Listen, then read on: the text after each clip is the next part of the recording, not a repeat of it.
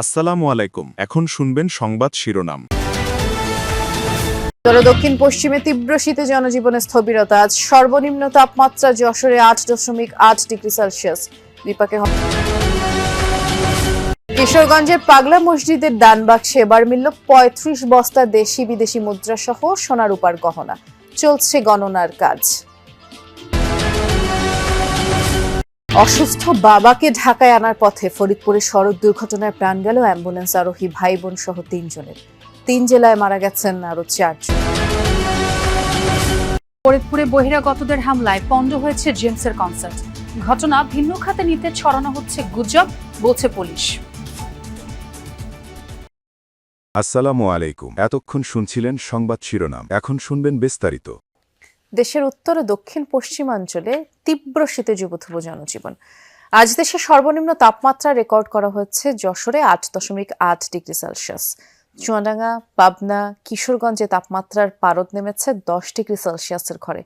সকাল সন্ধ্যা প্রকৃতি ঘন কুয়াশায় ঢাকা থাকছে। কোথাও কোথাও বেলা গড়ালেও সূর্যের দেখা আর পাওয়া যাচ্ছে না। তীব্র শীতে চরম কষ্টে দিন কাটছে হতদরিদ্র ও ছিন্নমূল মানুষের। খড়কুটো জ্বালিয়ে তারা শীত নিবারণের চেষ্টা করছেন। এদিকে শীতের তীব্রতা বৃদ্ধির সাথে সাথে ঠান্ডাজনিত রোগের প্রকোপও পাল্লা দিয়ে বাড়ছে। উত্তরের জেলা কুড়িগ্রামে শীত জেঁকে বসেছে। ঘন কুয়াশা আর কনকনে হাওয়ায় বিপর্যস্ত হয়ে পড়েছে জনজীবন। ব্যাহত হচ্ছে স্বাভাবিক চলাচল। কষ্ট বাড়ছে খেটে খাওয়া মানুষের।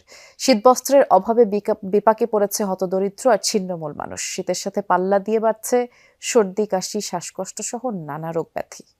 কুড়িগ্রামের ধরলা নদীর কোল ঘেঁষা পাঁচগাছি ইউনিয়নের কদমতলা গ্রামের চান মিয়ার পরিবার। টিনের ভাঙাচোরা ঘরে হু হু করে ঢোকে কনকনে হাওয়া। তীব্র শীতে বিপর্যস্ত 8 জনের পরিবার। খোলামেলা ঘর, বাতাস ঢোকে, কুয়াশা ঢোকে, চাল ভিজে পানি পড়ে। পুরাতন কাপড় চোপড় দিয়ে 5টা বাচ্চা নিয়ে আসি, খেয়ার বিছায় থাকি, খেতা বিছায় এগুলো দিয়ে আসি আর কি ভাঙাচোরা ঘরের মধ্যে। তিস্তা, ধরলা, ব্রহ্মপুত্র সহ 16টি নদী বেষ্টিত জেলা কুড়িগ্রামের চরাঞ্চল ও নদী তীরবর্তী এলাকায় সপ্তাহ ব্যবধানে বেড়েছে শীতের তীব্রতা। টানা কয়েকদিন ধরে সূর্যের দেখা না পাওয়ায় হাড় কাঁপানো শীতে কাহিল এই জনপদের বাসিন্দারা। বিশেষ করে খেটে খাওয়া মানুষেরা পড়েছেন সবচেয়ে বিপাকে।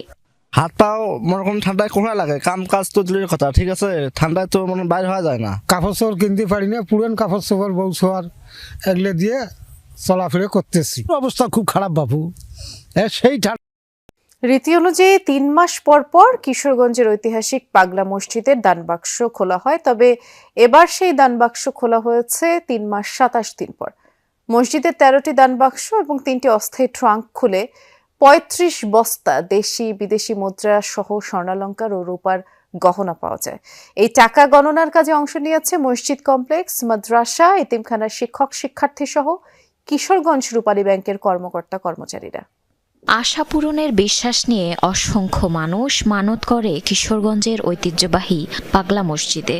প্রায় 4 মাস পর দানবাক্স খুলতেই মিলেছে সেই বিশ্বাসের দৃশ্যমান রূপ। 3 মাস 27 দিন পর কড়া নিরাপত্তায় একে একে খোলা হয় পাগলা মসজিদের 13টি দানবাক্স ও 3টি অস্থায়ী ট্রাঙ্ক। 35 বস্তা নগদ টাকা সহ মেলে স্বর্ণালংকার ও বিদেশি মুদ্রা। পাশাপাশি ছিল রাজনৈতিক, সামাজিক বিভিন্ন মনোবাসনা পূরণের অসংখ্য চিঠি। মহায়োজনে শুরু হয় টাকা গণনার কাজ। অংশ নেয় মসজিদ, মাদ্রাসা, এতিমখানার শিক্ষক শিক্ষার্থী, ব্যাংকের কর্মকর্তা কর্মচারী সহ অসংখ্য মানুষ। আজ 4 জেলায় সড়ক দুর্ঘটনায় 7 জন নিহত হয়েছেন, অর্ধ শতাধিক মানুষ আহত হয়েছেন। এর মধ্যে ফরিদপুরের ভাঙায় ট্রাক অ্যাম্বুলেন্সের সংঘর্ষে ভাই বোন সহ 3 জনের প্রাণ গেছে। সকালে ভাঙা খুলনা মহাসড়কের মনসুরাবাদ এলাকায় দুর্ঘটনা ঘটে। হাইওয়ে পুলিশ জানায়, যশোর থেকে অসুস্থ বাবুর আলীকে একটি অ্যাম্বুলেন্সে করে ঢাকায় নিয়ে আসছিলেন তার ছেলে মিজানুর রহমান, মেয়ে বিউটি বেগম, স্বজন নিশান। ভাঙার মনসুরাবাদ এলাকায় পৌঁছালে খুলনাগামী একটি ট্রাকের সাথে মুখোমুখি সংঘর্ষে ঘটনাস্থলেই প্রাণ হারান মিজান, বিউটি সহ 3 জন। গুরুতর আহত 2 জনকে উদ্ধার করে হাসপাতালে নেয় স্থানীয়রা। খবর পেয়ে ঘটনাস্থলে গিয়ে দুর্ঘটনা কবলিত অ্যাম্বুলেন্স ও ট্রাক জব্দ করে পুলিশ। ঢাকাগামী অ্যাম্বুলেন্স এবং খুলনাগামী একটি ট্রাক মুখোমুখি সংঘর্ষ হয়। ওই সংঘর্ষে 3 জন নিহত হয় এবং 2 জন গুরুতর আহত হয়। এখন বর্তমানে আমরা আহতদের হসপিটালে প্রেরণ করি। এদিকে ঝিনাইদহের মহেশপুরে প্রাইভেট কার নিয়ন্ত্রণ হারিয়ে চায়ের দোকানে ঢুকে পড়লে চা দোকানি ইব্রাহিম হোসেন নিহত হন, 3 জন আহত হয়েছেন। গতরাতে উপজেলার শিশুতলা বাজারে এই ঘটনা। মুন্সিগঞ্জের মাওয়া এক্সপ্রেসওয়েতে গতরাতে ঘন কুয়াশায় একটি বাস নিয়ন্ত্রণ হারিয়ে ট্রাককে ধাক্কা দিলে 6 যাত্রী আহত হন। দুর্ঘটনার পর বাসের ভেতরে আটকে পড়া অর্ধশত যাত্রীকে উদ্ধার করে ফায়ার সার্ভিস। টাঙ্গাইলের ঘাটাইলের গুনগ্রাম এলাকায় দুটি বাসের সংঘর্ষে 18 জন আহত হয়েছেন। এছাড়া দিনাজপুরের ঘোড়াঘাটে 2 জন, রংপুরের কাউনিয়া সড়কে 1 জনের প্রাণ গেছে। চাঁদপুরের ফরিদগঞ্জে অগ্নিকাণ্ডে 1 জনের প্রাণ গেছে, 5টি দোকান পড়েছে। সকালে উপজেলার সাহারবাজার এলাকায় এই ঘটনা ঘটে। সাহারবাজারে ফায়ার সার্ভিস জানায় যে বৈদ্যুতিক শর্ট সার্কিট থেকে স্থানীয় জয়নাল আবেদিনের মুদি দোকানে আগুনের সূত্রপাত হয়। দোকানের স্টাফ সাব্বির আহমেদ বের হওয়ার চেষ্টা করলেও দগ্ধ হয়ে সেখানেই মৃত্যু হয় তার। আর মুহূর্তেই আগুন ছড়িয়ে পড়ে আশপাশের দোকানগুলোতে। খবর পেয়ে ফায়ার সার্ভিস।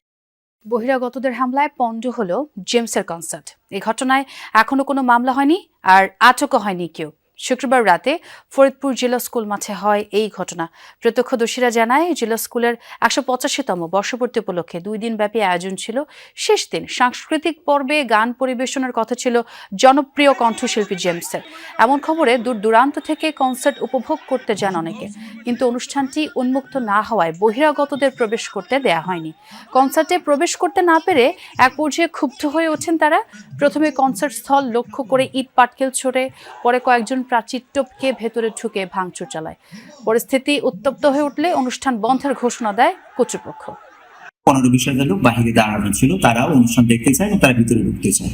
তো এই বিষয়টি নিয়ে যখন কনসার্ট শুরু হবে তার আগ মুহূর্তে ধাক্কাধাক্কি শুরু হয়। এই বিষয়টিকে কেন্দ্র করে আমরা আজকে যেটা দেখতে পেলাম, মিডিয়াতে কিছু অপপ্রচার হচ্ছে, টোটালি গুজব এবং এটা প্রোপাগান্ডা এবং দেশকে অস্থিতিশীল করার একটা চক্রান্ত এবং ষড়যন্ত্র বলে আমি মনে করি।